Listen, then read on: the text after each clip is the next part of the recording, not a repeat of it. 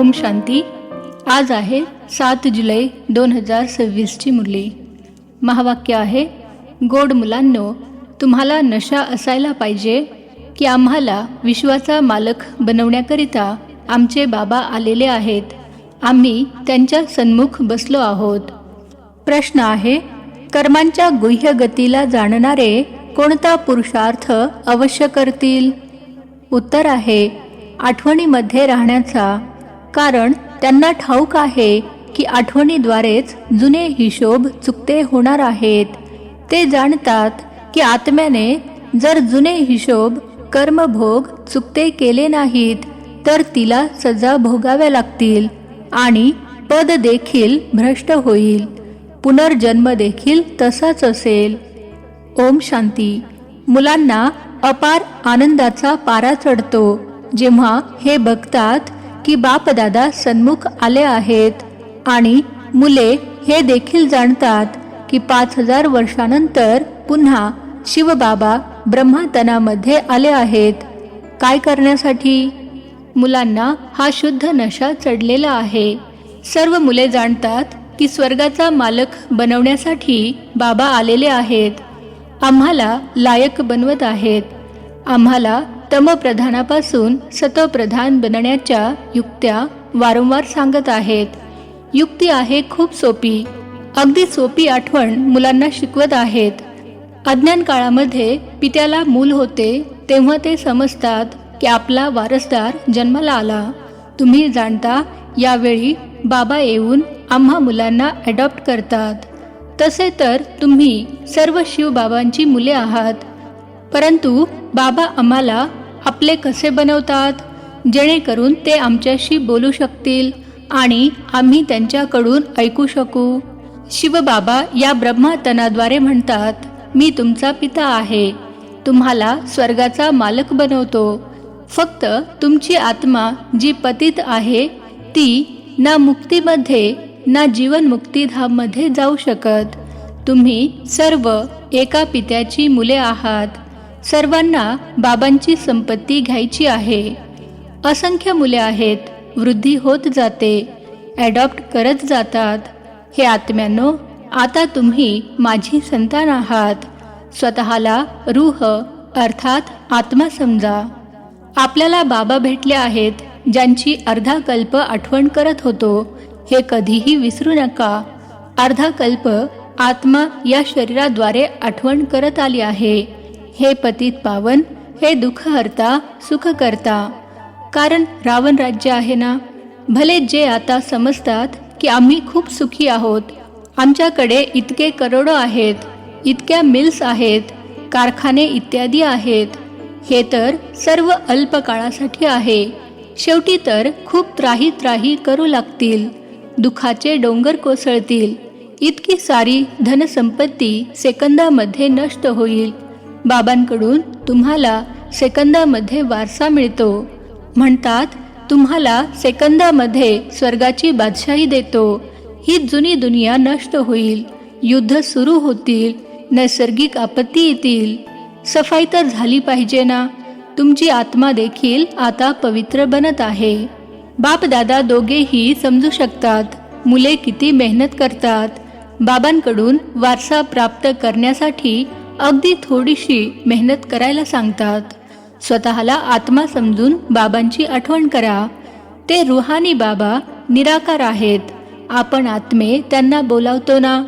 बाबा म्हणतात, तुमची आत्मा जी पतित आहे ती पावन कशी बनेल? पतित पावन तर एक बाबाच आहेत ना. पाण्याची नदी जर पतित पावनी आहे तर मग लगेच जाऊन डुबकी मारून परत आले पाहिजे. गंगा स्नान खूप करतात तरीही पतित का आहेत? रात्रंदिवस हाच सूर लावत राहतात. पतित पावन सीताराम अर्थात सर्व जे भक्त आहेत किंवा सीता आहेत त्या सर्वांचे रक्षक एक राम परमपिता परमात्मा आहेत. पतित पावन पतींचेही पती तेच आहेत. ते जेव्हा येतील तेव्हा येऊन पावन बनवतील. तर आता बाबा सांगत आहेत, तुम्हाला माझ्या श्रीमतावर चालायचे आहे. इतर कोणाच्याही मतावर चालू नका. ते तर समजतात भक्ती केल्याने भगवान भेटेल. जर का भक्ती केल्याने भगवान भेटतात, तर मग असे का म्हणतात की भक्तांची रक्षा करण्यासाठी येईल? भक्तांवर कोणते संकट आले आहे ज्यासाठी रक्षण करतील? रक्षण तेव्हा केले जाते जेव्हा काही संकट आलेले असते. बाबा म्हणतात, तुम्ही किती दुर्गतीला प्राप्त झाले आहात. हा आहे रौरव नरक. सर्वजण दुःखी रोगी आहेत. घराघरामध्ये पहा काय चालले आहे. दुःखच दुःख म्हणून हाका मारत आहेत. बाबा, आमची दुःख हरण करा, सुख द्या. भारतामध्येच कायमचे सुख होते, आता दुःख आहे. भारताचीच गोष्ट आहे. बाकीचे इतर खंड तर आहेतच वेगळे, ते तर येतातच मागाहून. कोणी 60 जन्म, कोणी याच्यापेक्षाही कमी जन्म घेतात. देवता धर्माचे 84 जन्म घेतात. तर या हिशेबाने अर्ध्या कल्पानंतर जे येतील त्यांना 84 पेक्षा अर्धे जन्म घ्यावे लागतील. असे नाही की सर्वच 84चे चक्र फिरतात. लोकांना तर जे येते ते बोलून टाकतात. आता तुम्ही मुले बाबांकडून अविनाशी ज्ञानरत्नांनी झोळी भरत आहात. रत्ने तर खूप मौल्यवान आहेत. बाबा देखील खूप सोपे करून समजावून सांगतात. बाबा म्हणतात, तुम्ही मला बोलावत आला आहात, हे पतित पावन, येऊन आम्हाला पावन बनवा. तर बाबा आले आहेत. आता तुम्ही समजता, आपण जर पावन बनलो तर स्वर्गाचे मालक बनणार.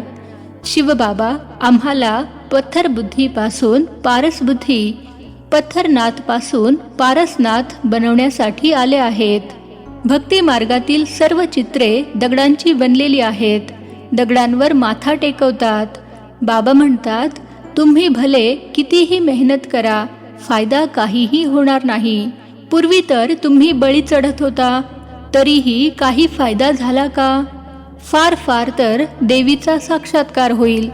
पुन्हा मग जसे होते तसे. पतित पावन बाबा संगमावर एकदाच येतात. सतयुगामध्ये तर भक्ती मार्गाच्या गोष्टी असतच नाहीत. बाबा काही सांगत नाहीत की गळा कापा, असे करा. भक्ती मार्गामध्ये वेगवेगळ्या प्रकारे काय काय करत असतात. पूर्वी देवतांवर मनुष्याचा बळी चढवत होते. बाबा म्हणतात, तुम्ही सुधारलेले होता तेव्हा देवता होता, आता किती पत्थरबुद्धी बनले आहात. तुम्हाला स्वर्गाची बादशाही दिली होती. किती सोने हिरे माणकांचे महाल होते, अथाह धन होते. ते सर्व तुम्ही काय केले? आता तुम्ही किती दुःखी झाला आहात. तुम्ही मूळचे देवी देवता धर्माचे होता ना, आता तुम्ही फक्त रजो तमो मध्ये आला आहात.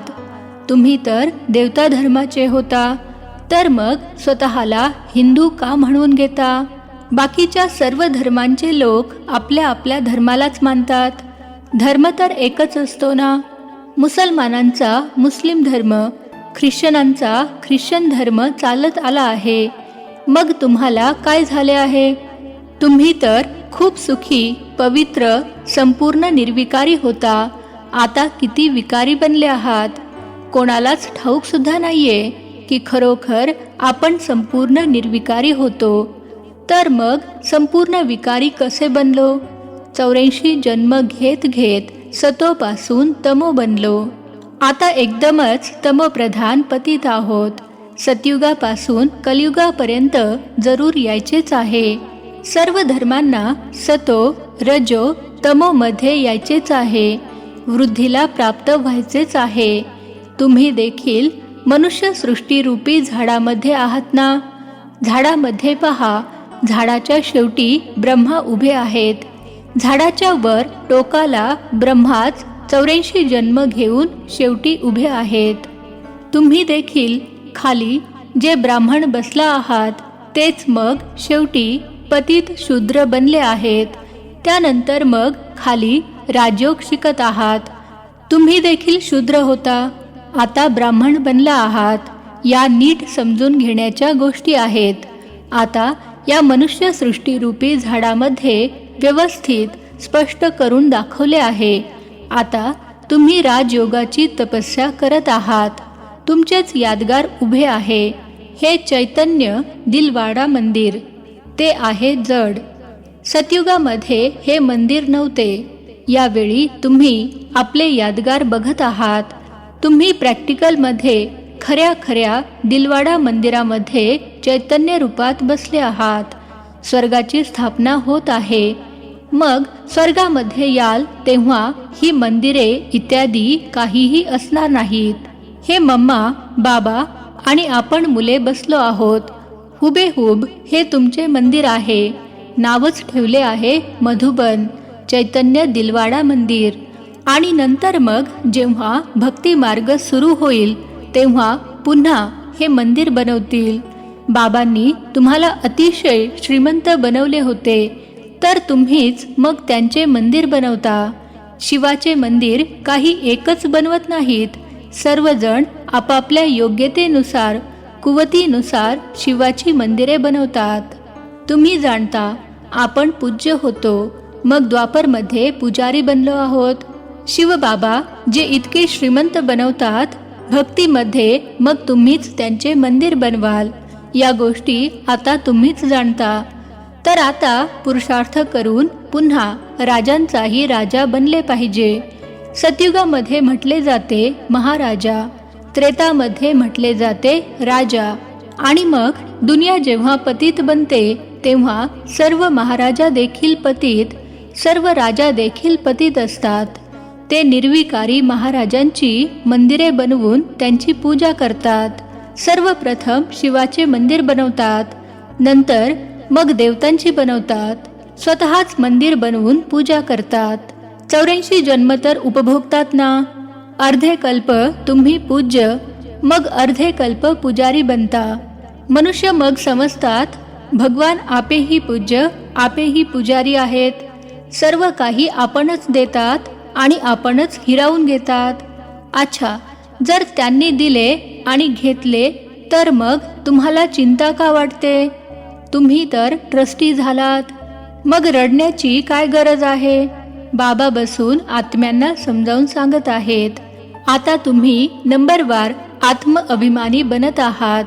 काही जण तर बाबांची अजिबातच आठवण करत नाहीत, देही अभिमानी होऊन राहतच नाहीत. इथे किती समजावून सांगितले जाते, अरे तुम्ही आत्मा आहात, परमात्मा तुम्हाला शिकवत आहेत. आत्म्यामध्येच संस्कार असतात. आत्माच बॅरिस्टर इत्यादी बनते, आत्माच मॅजिस्ट्रेट बनते. उद्या काय बनतील? आत्मा जर बाबांची चांगल्या रीतीने आठवण करत राहिली तर मग अमरलोकमध्ये जाऊन जन्म घेईल. दुसरा जन्म मग मृत्यूलोकमध्ये घेणार नाही. जर काही हिशोब राहिलेला असेल तर सजा भोगावी लागेल. कर्मभोग भोगून चुकता करावा लागेल आणि मग उच्च पदही मिळणार नाही. ही कर्मांची गुह्य गती बाबा मुलांनाच बसून समजावून सांगतात. हे देखील मुले जाणतात. सतयुग आहे सतोप्रधान. तिथे प्रत्येक वस्तू सतोप्रधान असते. म्हणतात कृष्ण गायी चरायला नेत असे, राजे काय गायींची देखभाल करतील का? अशी गोष्ट तर असू शकत नाही. असे दाखवतात की सतयुगामध्ये गायी देखील खूप फर्स्ट क्लास असतात. त्यांना कामधेनू म्हटले जाते. जगदंबा सरस्वती देखील कामधेनू आहे. 21 जन्मांसाठी सर्वांच्या मनोकामना पूर्ण करते. तुम्ही देखील कामधेनू आहात. तेच नाव मग गाईला दिले आहे, जी खूप दूध देते. राजांच्या घरी अतिशय फर्स्ट क्लास गायी असतात, जेव्हा की इथे देखील राजांकडे अशा चांगल्या चांगल्या गायी आहेत. तर मग स्वर्गामध्ये किती सुंदर असतील. तिथे कुठलीही दुर्गंधी इत्यादी अजिबात नसते. आता बाबा मुलांना सांगत आहेत की मी आलो आहे तुम्हाला गुलगुल अर्थात फूल बनवून सोबत घेऊन जाणार. मला बोलावताच मुळी हे पतित पावन या, पतित दुनिया पतित शरीरामध्ये या. हे अर्थात साकार ब्रह्मा बाबा आहेत पतित. ते अर्थात सूक्ष्म वतनमधील ब्रह्मा बाबा आहेत पावन फरिश्ता. तुलना दाखवतात. तुम्ही देखील पतितापासून असे पावन फरिश्ता बनाल. सतयुगी देवतांना डीटी अर्थात दैवी म्हणतात. सूक्ष्म वतनवासी आहेत फरिश्ते. आता तुम्ही फरिश्ते पवित्र बनत आहात. बाबा किती सहज ज्ञान देतात. इथे जेव्हा तुम्ही येता तेव्हा बाहेरचे मित्रसंबंधी, घरदार, कामधंदा इत्यादी कशाचीही आठवण येता कामा नये. बाबांच्या सन्मुख आला आहात ना, इथे आलाच आहात योगाची कमाई करण्यासाठी, तर यामध्येच व्यस्त राहिले पाहिजे. अच्छा, गोड गोड खूप खूप वर्षानंतर भेटलेल्या मुलांप्रती मात पिता बापदादांची प्रेमपूर्वक आठवण आणि सुप्रभात. आत्मिक पित्याचा आत्मिक मुलांना नमस्ते. आम्हा आत्मिक मुलांचा आत्मिक पित्याला नमस्ते. धारणेसाठी मुख्य सारांश. पहिला पॉइंट आहे, सजेपासून सुटका होण्यासाठी सर्व जुने हिशोब योग बलाद्वारे चुकते करायचे आहे. ट्रस्टी होऊन सर्व काही सांभाळायचे आहे. कोणत्याही गोष्टीची चिंता करायची नाही. आत्मअभिमानी बनायचे आहे. दुसरा पॉइंट आहे, ही कमाई करण्याची वेळ आहे. या वेळेत घरदार, कामधंदा इत्यादीची आठवण करायची नाही. फरिश्ता बनण्यासाठी एका बाबांच्या आठवणीमध्ये राहण्याचा पूर्णपणे पुरुषार्थ करायचा आहे. वरदान आहे, आठवणीच्या सर्च लाईटद्वारे वायुमंडळ बनवणारे विजयी रत्न भव. आठवणीच्या सर्च लाईटद्वारे वायुमंडळ बनवणारे विजयी रत्न भव. विश्लेषण आहे, सेवाभावी आत्म्यांच्या मस्तकावर विजयाचा तिलक लागलेलाच आहे. परंतु ज्या स्थानाची सेवा करायची आहे त्या स्थानावर आधीपासूनच सर्च लाईटचा प्रकाश टाकला पाहिजे. आठवणीच्या सर्च लाईटद्वारे असे वायुमंडळ बनेल की अनेक आत्मे सहजच जवळ येतील आणि मग कमी वेळामध्ये 1000 पटीने सफलता मिळेल. यासाठी दृढ संकल्प करा की आम्ही विजयी रत्न आहोत. म्हणजे मग प्रत्येक कर्मामध्ये विजय सामावलेलाच आहे. स्लोगन आहे, जी सेवा स्वतःला अथवा दुसऱ्याला डिस्टर्ब करते ती सेवा सेवा नाही तर ओझे आहे. जी सेवा स्वतःला अथवा दुसऱ्याला डिस्टर्ब करते ती सेवा सेवा नाही तर ओझे आहे. हे अव्यक्त इशारे. ज्वाला स्वरूप स्थितीमध्ये राहून शक्तिशाली आठवणीचा अनुभव करा. ज्वाळा रूप बनण्यासाठी सदैव हीच धून राहावी की आता परत घरी जायचे आहे. जायचे आहे अर्थात उपराम.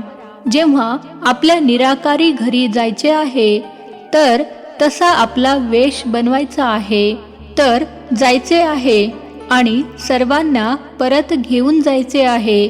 या स्मृतीद्वारे आपोआप सर्व नाती, सर्व प्रकारच्या प्रकृतीच्या आकर्षणापासून उपराम अर्थात साक्षी बनाल. साक्षी बनल्याने सहजच बाबांचे साथीदार आणि पित्या समान बनाल. अच्छा, ओम शांती. नवनवीन मराठी व्हिडिओज प्राप्त करण्यासाठी सबस्क्राईब करा मराठी गॉडलीवूड चॅनलला.